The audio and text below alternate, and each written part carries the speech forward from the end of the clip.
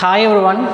Today I want to discuss the most important topic in mathematics, that is 10th class first chapter, real numbers. In this chapter, now I am introducing Euclid division lemma. Okay. Now first of all, I want to explore these three terms: Euclid, division and lemma.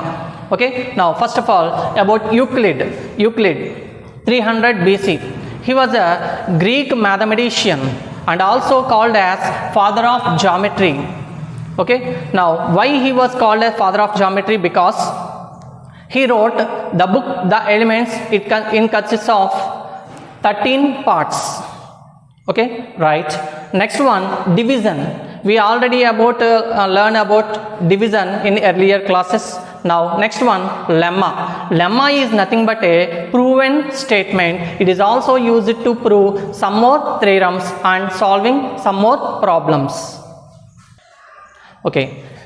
Before we going through this topic, let's solve a puzzle, and this puzzle will help us to understand the lemma. Now I took two positive integers, that is 13 and 5. Now, so the puzzle is we have to fill the blanks. Okay. Now here Q and R, let it be Q and this will be R. Now, so we have to find the values of Q and R. Okay. Now I will take 0 first. Okay. Now I will take 0. Now 5 into 0, 0. So what is added to 0 to get 13? So 13, right? So R value be 13. So 5 zeros 0 and 13. So we get 13. So the answer is 0 and 13. Okay. Can you find another solution? If we take 1, then we get another solution. So 5 ones are 5. So 5. So what is added to 5 to get 13? 8. So we get another pair of integers, that is 1 and 8. Okay. So if you take G2, if we take 2, 5 2s are 10. What is added to 10 to get 13? 3. So we get the value of R. So that is 3. So what is the pair of solution? 2 and 3. Now if I take 3, if we take 3, then 5 3s are 15. What is added to 15 to get 13? Minus 2. So R value is minus 2. Now we get one pair of solution, that is 3 and minus 2.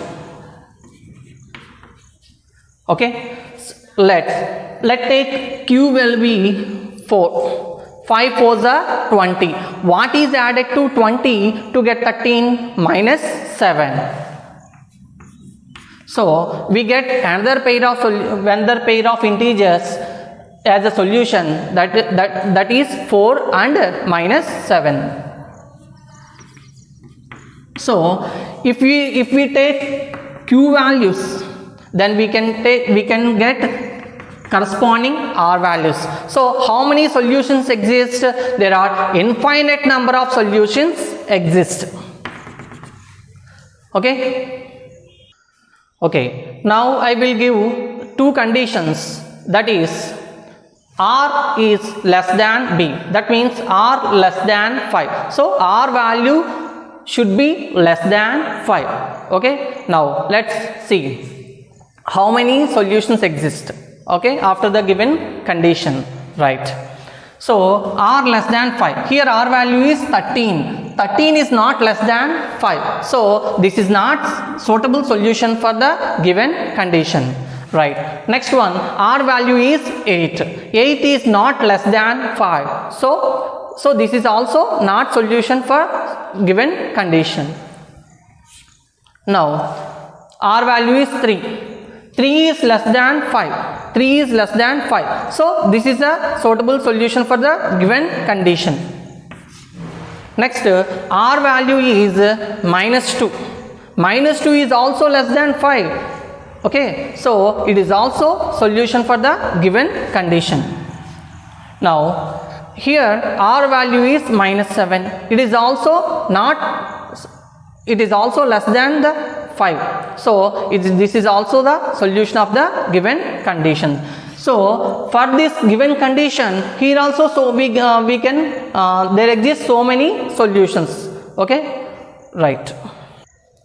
Okay, go through the second condition, that is R should not be negative. That means R either 0 or positive. That means R is greater than or equal to 0. Okay, the condition is R greater than or equal to 0. That means R should not be negative. So okay, go through these. Okay, here R value is 3. 3 is a positive number. So this is the solution for the given condition. Here R value is minus 2. So this is negative. So this is not solution for the given condition.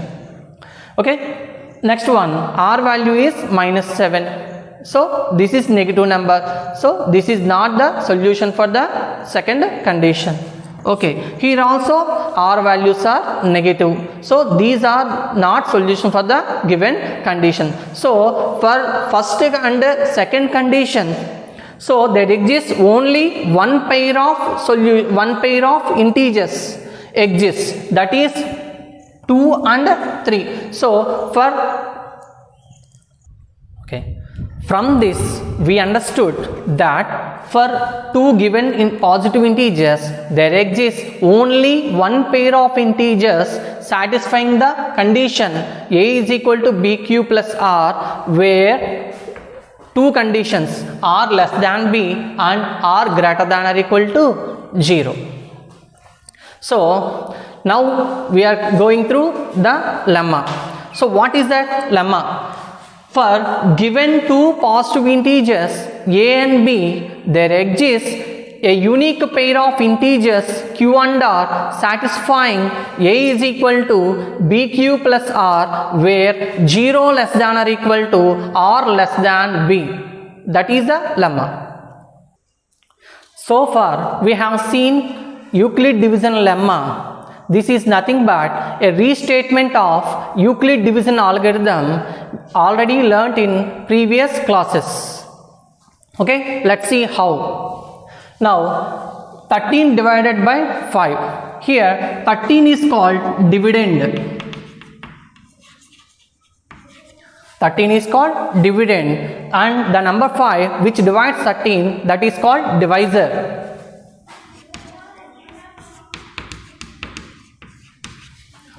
Now let's divide. Now count the fifth table. 5 ones are 5, 5 twos are 10, 5 threes are 15. So here 13. So 2 fives are 10. So the remainder is 3. Here we get the result 2. This is called quotient. And the remainder is 3. 3 is the remainder. Okay, now how to verify whether it is true or false? How to get? Okay, now multiply 5 and 2. 5 twos are 10 plus 3, that is 13. Okay, now this is the dividend is equal to divisor into quotient plus remainder.